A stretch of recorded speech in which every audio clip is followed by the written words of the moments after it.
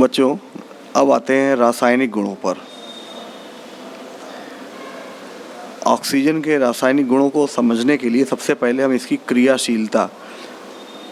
क्रियाशीलता इस पे देखेंगे और इस पर टिप्पणी आती है कि ऑक्सीजन की क्रियाशीलता पर टिप्पणी लिखिए। तो क्या है इसको पहले समझ लें कि O2 अणु में O डबल बॉन्ड O ये द्विबंध है और इस बंध को तोड़ने में कुछ ज़्यादा ही ऊर्जा लगती है। अब ये ऊर्जा सामान्य ताप पर संभव नहीं है कि टूट जाए, इसलिए तोड़ने के लिए हमें अलग से अतिरिक्त ऊर्जा देनी पड़ती है। जैसे हम यहाँ पर कागज़ को जलाना चाहें तो चाहे कितनी भी फूंक मारें जलेगा नहीं। क्यों?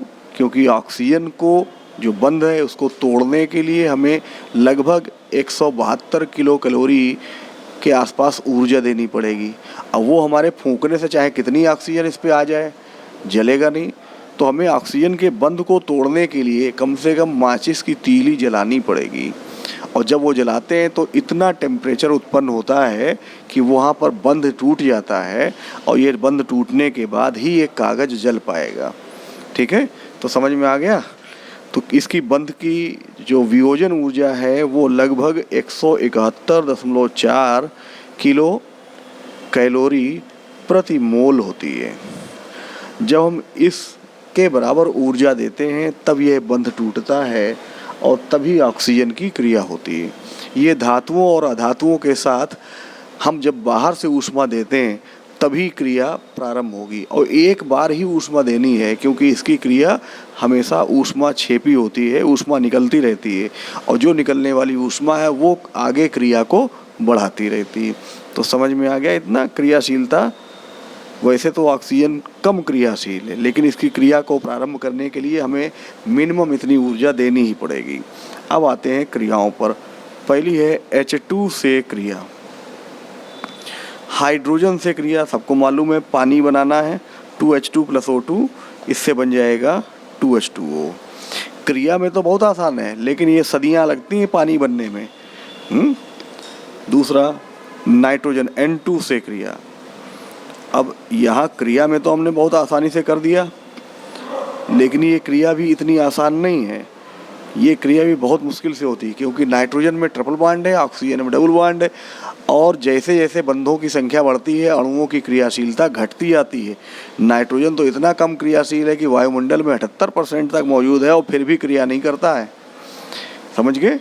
तो ये बहुत कम क्रियाशील गैसें हैं। इनकी क्रिया कराने के लिए लगभग 3000 डिग्री सेंटीग्रेड टेम्परेचर देना पड़ता है, जो विद्युत चिंगारी के द्वारा, आर्क के द्वारा उत्पन्न होता है, तब बनती है नाइट्रिक ऑक्साइड गैस। अब आते हैं कार्बन से क्रिया। तो ये तो सबको मालूम होगा कि कार्बन को जलाने पर ये O2 से क्रिया करेगा और तब CO2 बनेगी। इतना समझ गए? अगली क्रिया सल्फर से क्रिया। तो सल्फर भी ऑक्सीजन में जल के SO2 बनाता है और जलते हुए गंधक की इसमें गंध आएगी और ये क्रिया आप लोग लैब में करके देख सकते हो। पांचवा फास्फोरस से क्रिया। फास्फोरस का अणु होता है P4 से क्रिया। हमें यहाँ P4 + 5O2 इसको जलाएंगे तो कोई भी जलेगा तो अपना ऑक्साइड बनाएगा 2P2O5। ये फास्फोरस पेंटा ऑक्साइड है। इसके जलने पर हरे रंग की चमक उत्पन्न होती है।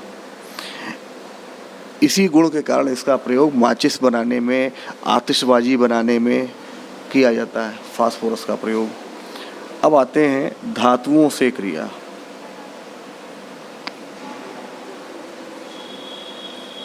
धातुओं से क्रिया जिसमें पहला है उच्च धन विद्युती। उच्च धन विद्युती धातुओं से क्रिया करके ये ऑक्साइड बनाएगा, परऑक्साइड बनाएगा और सुपर ऑक्साइड बनाएगा। क्या है देखें कि 4Na + O2 ये रूम टेम्परेचर पर रिएक्शन होती है और तब बनता है 2Na2O सोडियम ऑक्साइड। जब हम ऑक्सीजन कम लेते हैं 2Na+O2 और 300 डिग्री सेंटीग्रेड टेम्परेचर लेते हैं तब सोडियम परऑक्साइड बनता है। ऐसे ही पोटेशियम की ऑक्सीजन से क्रिया कराएंगे 300 डिग्री सेंटीग्रेड पर तो सुपर ऑक्साइड बन जाएगा। ये पोटेशियम सुपर ऑक्साइड है 2Mg+O2।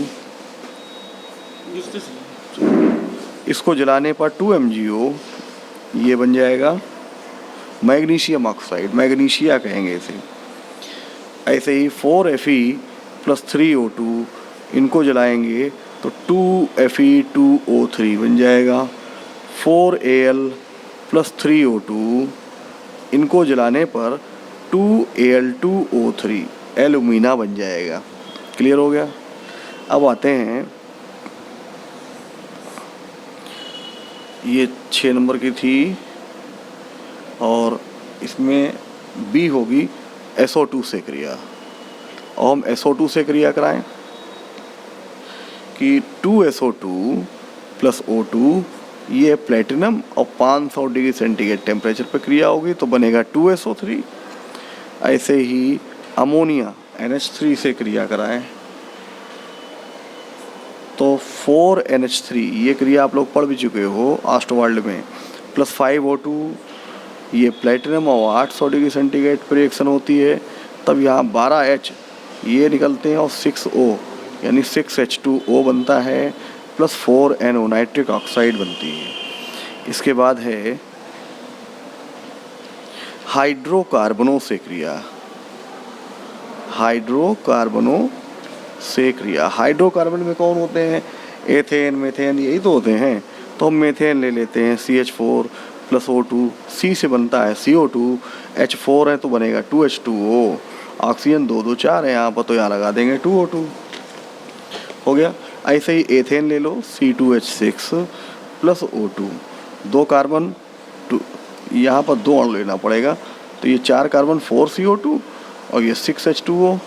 अब देखेंगे 4 दूनी 8 6 14 तो 7O2 लगा देंगे। ये क्रियाएं हो गई हैं। अब आते हैं उपयोग पर कि ऑक्सी एसिटिलीन ज्वाला का प्रयोग वेल्डिंग में किया जाता है। सब लोग गैस वेल्डिंग देखें तो उसमें जो ज्वाला होती है वो ऑक्सी एसिटिलीन की ज्वाला होती है। ऑक्सीकरण और विरंजन की क्रिया में, श्वसन में और द्रव ईंधन के रूप में इसका प्रयोग रॉकेट में किया जाता है। ये इसके उपयोग हैं।